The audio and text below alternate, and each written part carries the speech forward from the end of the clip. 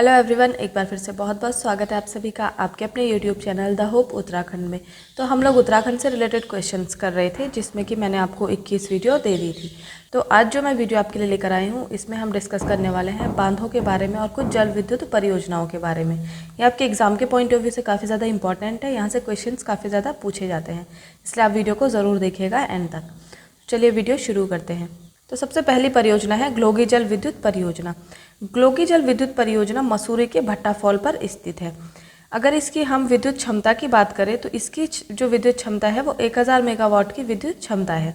Glögi जल विद्युत परियोजना उत्तराखंड की पहली जल विद्युत परियोजना है, जिसमें कि ये 1909 से विद्युत उत्पादन कर रही है। इससे पहले ऐसी कोई भी विद्युत परियोजना नहीं थी जो कि विद्युत उत्पादन कर रही होगी। तो अगर आप लोगों से क्वेश्चन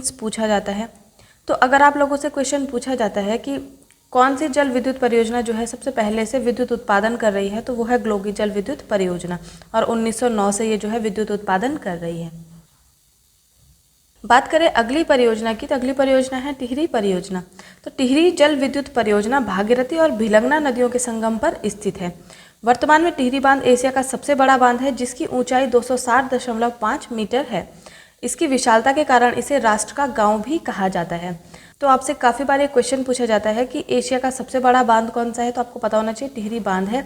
और कभी कभी इस तरीके से भी पूछा जाता है कि भारत का सबसे ऊंचा बांध कौन सा है, तो वो भी जो है टिहरी बांध होगा। ठीक है, ऊंचाई की बात करें तो 260.5 मीटर इसकी ऊंचाई है, और क्योंकि ये सबसे ऊंचा है इसलिए इसको राष्ट्र का गाँव भी कहते हैं। तो अगर क्वेश्चन आए कि राष्ट्र का गाँव किसे कहा जाता है, तो टिहरी बांध को जो है राष्ट्र का गाँव कहा जाता है।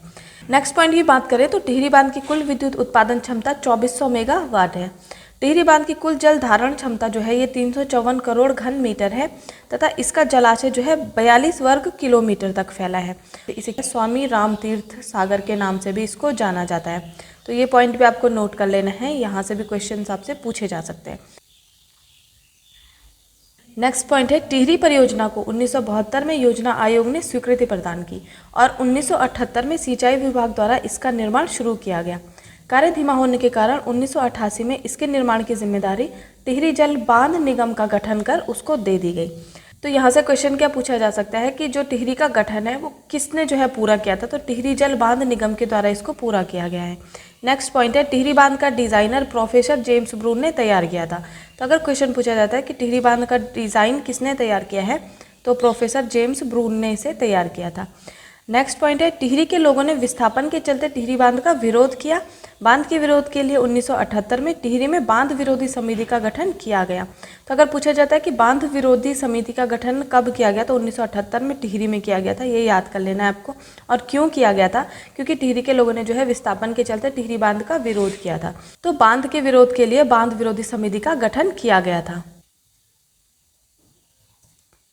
बात करें अगली परियोजना की, तो विष्णुप्रयाग जल विद्युत परियोजना आपकी अगली परियोजना है। विष्णुप्रयाग जल विद्युत परियोजना जो है चमोली के अलकनंदा नदी पर स्थित है, और अगर इसकी कुल विद्युत क्षमता की बात करें तो 650 मेगावाट की इसकी कुल विद्युत क्षमता है। नेक्स्ट है धौलीगंगा परियोजना। धौलीगंगा परियोजना पिथौरागढ़ जनपद के धारचूला में धौलीगंगा नदी पर स्थित है। इसकी कुल विद्युत क्षमता की बात करें तो 280 मेगावाट की इसकी कुल विद्युत क्षमता है, जिसे कि 2005 में शुरू किया गया था। इस परियोजना में कट ऑफ वॉल तकनीक का प्रयोग किया गया है। तो यहाँ से भी क्वेश्चन बन सकता है कि कट ऑफ वॉल तकनीक का प्रयोग किस परियोजना में किया गया है। आपको पता होना चाहिए धौलीगंगा परियोजना में जो है कट ऑफ वॉल तकनीक का प्रयोग किया गया है।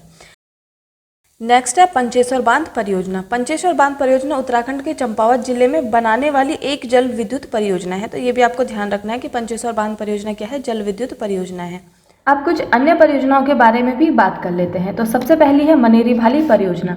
मनेरी भाली परियोजना उत्तरकाशी में भागीरथी नदी पर स्थित है, और इसकी टोटल विद्युत क्षमता की बात करें तो 90 मेगावाट की इसकी टोटल विद्युत क्षमता है। नेक्स्ट है श्रीनगर जल विद्युत परियोजना। श्रीनगर जल विद्युत परियोजना श्रीनगर में अलकनंदा नदी में स्थित है, और इसकी टोटल विद्युत क्षमता की बात करें तो 330 मेगावाट की इसकी टोटल विद्युत क्षमता है। नेक्स्ट है पथरी परियोजना। पथरी परियोजना हरिद्वार में गंगा नहर पर स्थित है, और इसकी टोटल विद्युत क्षमता की बात करें तो 20 मेगावाट की इसकी टोटल विद्युत क्षमता है। नेक्स्ट है खटीमा परियोजना।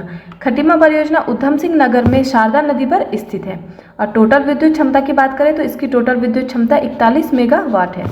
नेक्स्ट है छिब्रो परियोजना। छिब्रो परियोजना देहरादून में टोंस नदी पर स्थित है, और टोटल विद्युत क्षमता की बात करें तो 240 मेगावाट की इसकी टोटल विद्युत क्षमता है। नेक्स्ट है रामगंगा परियोजना। रामगंगा परियोजना पौड़ी में रामगंगा नदी पर स्थित है और इसमें जो है टोटल विद्युत क्षमता की बात करें तो 198 मेगावाट की इसकी टोटल विद्युत क्षमता है।